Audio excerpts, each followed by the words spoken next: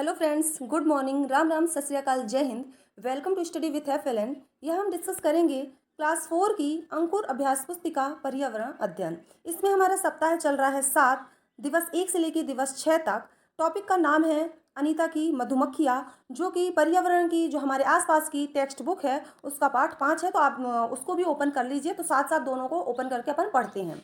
Video start करने से पहले यदि आपने हमारे चैनल को सब्सक्राइब नहीं किया है तो कर लीजिए। वीडियो पसंद आती है तो आप लाइक भी जरूर कीजिए।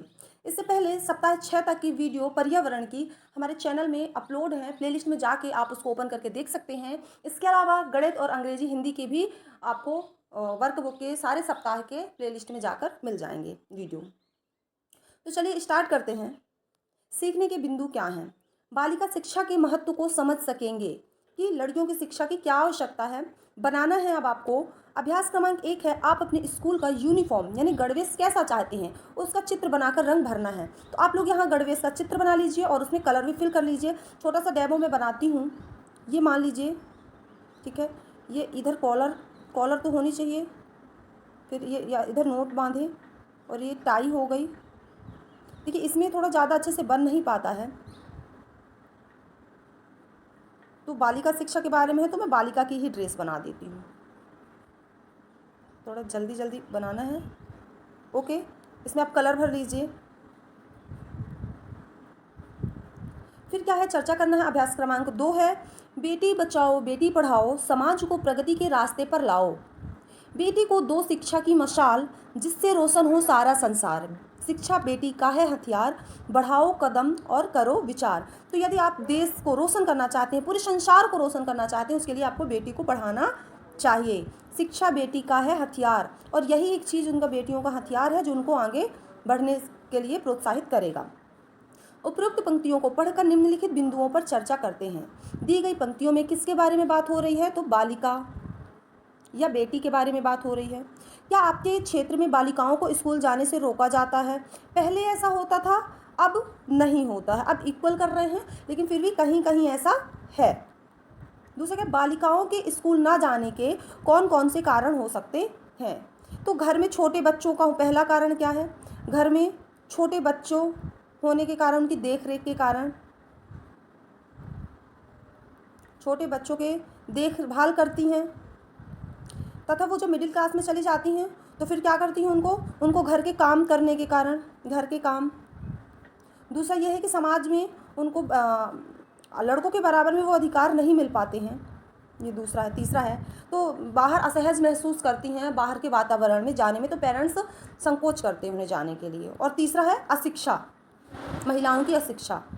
फिर है अभ्यास क्रमांक 3 है, अनीता कॉलेज में पढ़ने के साथ साथ क्या काम करती थी? तो मधुमक्खी पालने का काम करती थी। अनीता जब छोटी थी तब क्या करती थी? जो मधुमक्खियाँ वाला पार्ट है इसमें, इससे अपन आंसर दे रहे हैं। अनीता जब छोटी थी तब क्या करती थी? तो बकरियाँ चराती थी। फिर है सोचो। अभ्यास क्रमांक 4 है, प्रश्न 1 है, लड़कियों को पढ़ाई करने के लिए विद्यालय जाना चाहिए अथवा नहीं, इस विषय पर अपने विचार लिखें। तो बच्चों आपको अपने विचार लिखना है। उत्तर है, यहाँ लड़की कर लीजिए, सॉरी, ये लड़की को पढ़ाई के लिए विद्यालय अवश्य जाना चाहिए। हमें लड़के और लड़कियों में भेदभाव नहीं करना चाहिए। फिर यहाँ देखिए आपको चित्र दिए गए हैं, इसमें एक लड़का और लड़की दोनों बढ़िया ड्रेस पहन के स्कूल जा रहे हैं, और इसमें ड्रेस, जूते, मोजे, और इसमें कूदते हुए अपने घर के ड्रेस में ही बच्चे स्कूल जा रहे हैं। तो आप बताइए चित्र क्रमांक 1 में और 2 में कौन से कपड़े पहन के हमें स्कूल जाना चाहिए? प्रश्न 2 है, उपरोक्त चित्रों को देखकर बताइए आप किस तरह स्कूल जाना पसंद करेंगे। तो हम चित्र क्रमांक 1 की तरह स्कूल ड्रेस पहनकर विद्यालय जाना चाहेंगे। ये है प्रश्न क्रमांक 1। फिर है प्रश्न क्रमांक 3 है, स्कूल में यूनिफॉर्म, जिसको हिंदी में गणवेश कहते हैं, होना चाहिए अथवा नहीं, अपने विचार लिखें। तो हाँ, स्कूल में यूनिफॉर्म होनी चाहिए। अब देखिए दिवस 2 आ गया है, अनीता की मधुमक्खियां हैं, है ना। सीखने के बिंदु क्या है? निःशुल्क एवं अनिवार्य शिक्षा के अधिकार के बारे में जानना। तो निःशुल्क शिक्षा, निःशुल्क मतलब होता है जिसमें एक भी पैसे ना लगे। ऐसी शिक्षा, अनिवार्य शिक्षा, जो सभी के लिए जरूरी हो। तो दोस्तों, निःशुल्क अनिवार्य शिक्षा एक अधिनियम है जिसमें 1ली से 8वीं तक के बच्चों को निःशुल्क रूप से, सभी को अनिवार्य रूप से शिक्षा लेना जरूरी है। इसमें है अभ्यास क्रमांक 1 है, लिखो है। इसमें आप चित्र देखिए क्या दिखाई दे रहा है। बच्चे यहाँ कोचिंग पढ़ रहे हैं और ये दीदी पढ़ा रही हैं, अनीता दीदी। चित्र को देखकर दिए गए प्रश्नों के उत्तर लिखें। पहला क्वेश्चन है, चित्र में आपको क्या दिखाई दे रहा है? तो चित्र में बच्चे पढ़ाई कर रहे हैं, ये है आपका आंसर। फिर है नेक्स्ट क्वेश्चन है, अनीता ने बच्चों को क्यों पढ़ाना शुरू किया? तो कुछ पैसे कमाने के लिए अनीता ने बच्चों को पढ़ाना शुरू किया। फिर सोचना है, अभ्यास क्रमांक 2 है, आपके परिवार में कोई ऐसा बच्चा या बच्ची हो जो किसी कारण से स्कूल नहीं जा रहा हो, उसे स्कूल भेजने के लिए आप कौन कौन से प्रयास करेंगे? तो उत्तर है, उसे स्कूल की अच्छी बातें बताएंगे, स्कूल में खिलाए जाने वाले खेल और पढ़ाई के बारे में उसे बताएंगे। अब बताना है, अभ्यास क्रमांक 3 है, RTE। RTE का मतलब होता है right, RIGST, right to education, यानी कि होता है शिक्षा का अधिकार अधिनियम, है ना, जो कि 2009 में बना था, 2009 में। तो 6 से 14 वर्ष के बच्चों को निःशुल्क एवं अनिवार्य शिक्षा का अधिकार होगा। 6वीं साल में बच्चा पहली पढ़ता है और 14 साल में 8वीं पढ़ता है, अर्थात पहली से 8वीं तक। अभ्यास क्रमांक 4 है, देखिए, RTE अधिनियम 2009 का मुख्य उद्देश्य क्या है? तो अधिनियम वही है, राइट टू एजुकेशन। 2009 का मुख्य उद्देश्य 6 वर्ष से 14 वर्ष की आयु के बच्चों को निःशुल्क एवं और अनिवार्य प्राथमिक शिक्षा प्रदान करना है, जिसे प्रारंभिक शिक्षा भी कहते हैं। अभ्यास क्रमांक क्या है इसका? दिवस 3 स्टार्ट हो गया है हमारा। इसमें सीखने के बिंदु क्या है? मधुमक्खी पालन सरकारी कोर्स के बारे में जानना, कि मधुमक्खी पालन के लिए सरकारी कोर्स भी चलाए जाते हैं। अभ्यास क्रमांक 1 क्या है? चित्र में दिख रहे कीट की पहचान कर उसका नाम लिखिए एवं उसके 2 कार्य भी लिखिए। तो देखिए, ये कौन सा चित्र है? ये पहचानो, आप लोग तो बहुत जल्दी पहचानते हो। उत्तर क्या है? मधुमक्खी। क्लियर कर लूँ, ये किसका चित्र है? मधुमक्खी का चित्र है। इसके 2 कार्य हैं। तो पहला कार्य है फूलों के रस से शहद बनाना है और दूसरा अंडे देकर अपनी संख्या को बढ़ाना है।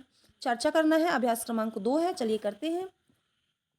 रोज की तरह अब आज मैं स्कूल पहुंचा।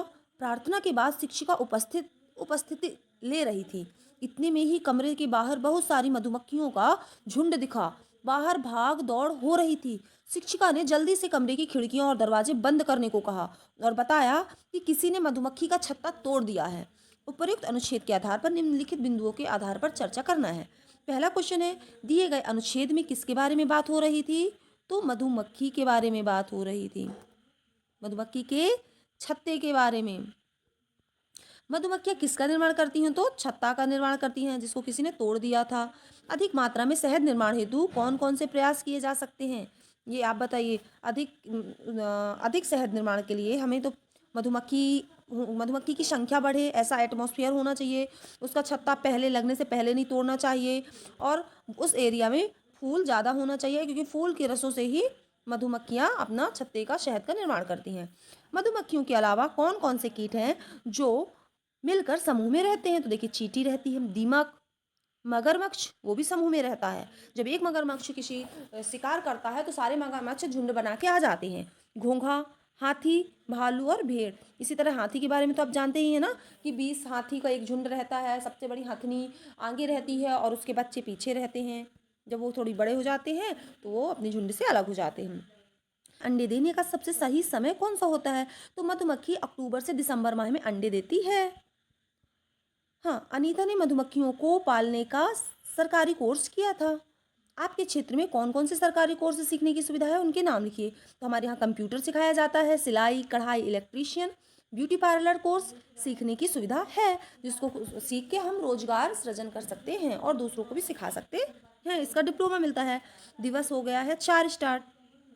अनीता की मधुमक्खियाँ सीखने के बिंदु क्या है? मधुमक्खी पालन व्यवसाय के बारे में बताइए, क्यों हम इनसे इनकम के सोर्स पैदा कर सकते हैं। चर्चा करना है। दिए गए स्थान में मधुमक्खी का चित्र बनाकर उसमें रंग भरें एवं दिए गए प्रश्नों के आधार पर चर्चा करें। तो देखिए, ये है मधुमक्खी का चित्र, अभी हमने आपको दिखाया था। ये ऐसे चित्र आप बना लीजिए और इसमें कलर कर लीजिए।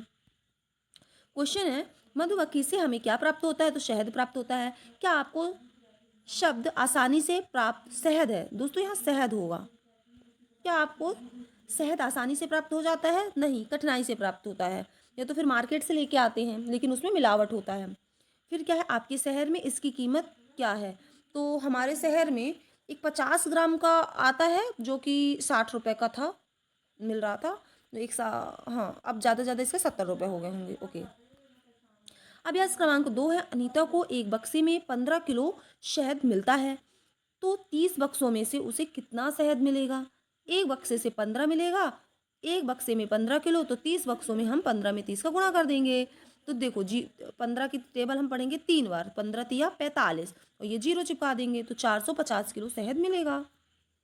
अभ्यास क्रमांक 3 है बच्चों, अब हमें सोचना है मधुमक्खी के काटने पर आप कौन कौन से देसी उपाय करते हैं? तो हम मिट्टी मल देते हैं, बर्फ रखते हैं, साबुन व पानी से धो लेते हैं, और दूसरा हम खट्टी चीज़ों से उसको मलते हैं, या तो नींबू से, खट्टी चीज़ों से, या लोहा भी घिसते हैं। आप बताइए क्या करते हैं?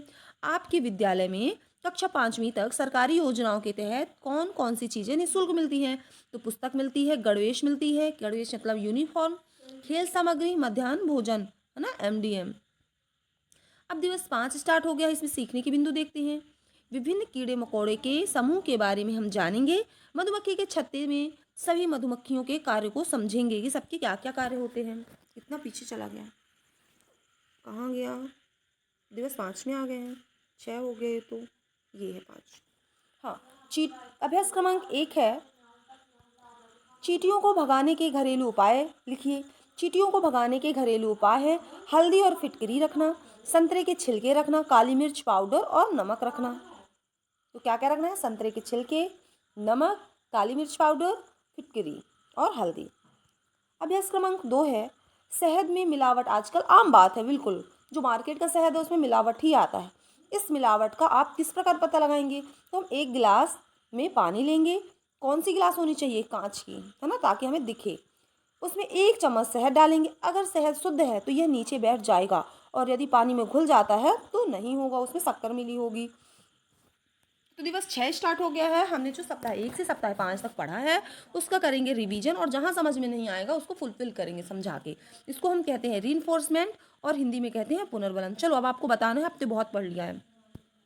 दिए गए चित्रों को पहचान कर बताइए। तो यहाँ एक चित्रकीट दिया गया है, उसका नाम लिखना है और रहने का स्थान लिखना है। तो देखिए, चींटी है, चींटी कहाँ रहती है? बिल बना के रहती है। देखिए, मधुमक्खी है, मधुमक्खी छत्ते में रहती है। इल्ली कहाँ रहती है? पत्तों में रहती है, देखा है सबने? ओके। तितली फूलों में। अब लिखना है अभ्यास क्रमांक 2 है, कीट भगाने के कोई 2 उपाय लिखिए। तो हल्दी पाउडर और छिड़कने से और लौंग रखने से। मधुमक्खी के काटने पर आपके द्वारा किए जाने वाले 2 उपाय लिखिए। वही है, हल्दी का पेस्ट लगाएंगे, बर्फ घिसेंगे, साबुन और पानी से धोएंगे। ठीक है, पता करना है आपको। अभ्यास क्रमांक 4 है, प्रेरणा स्वरूप एक ऐसे व्यक्ति के बारे में बताइए जिन्होंने बड़ी मेहनत से अपनी मंजिल हासिल की है।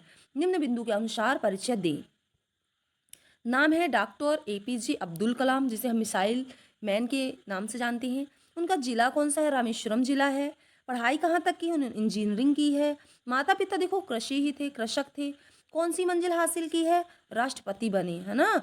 और कठिनाइयाँ, प्रथम राष्ट्रपति हैं, और कठिनाइयाँ जिनका सामना किया है, ट्रेन में पेपर बेचे और नौकरी की। तो बताइए कितना स्ट्रगल किया उन्होंने, और बताइए राष्ट्रपति बने। तो हमें भी उनसे शिक्षा लेनी चाहिए। अभ्यास क्रमांक 5 है, दिए गए अनुच्छेद को उचित शब्द भरकर पूर्ण कीजिए। तो मधुमक्खी के झुंड में एक रानी होती है जिसका कार्य अंडे देना होता है। छत्ते में कुछ नर मक्खी हुई होते हैं, छत्ते में बहुत सारे सैनिक मक्खियाँ भी होती हैं जो हिफाजत करती हैं। ये शहद बनाने के लिए फूल का रस ढूंढती हैं। अब करना है आपको, अभ्यास क्रमांक 6 है, जोड़ी मिलाना है। तो मुर्गी पालन के लिए अंडे जरूरी हैं। मधुमक्खी पालन से शहद, और रेशम कीट पालन से हमें रेशम मिलता है, मुर्गी पालन से अंडे मिलता है।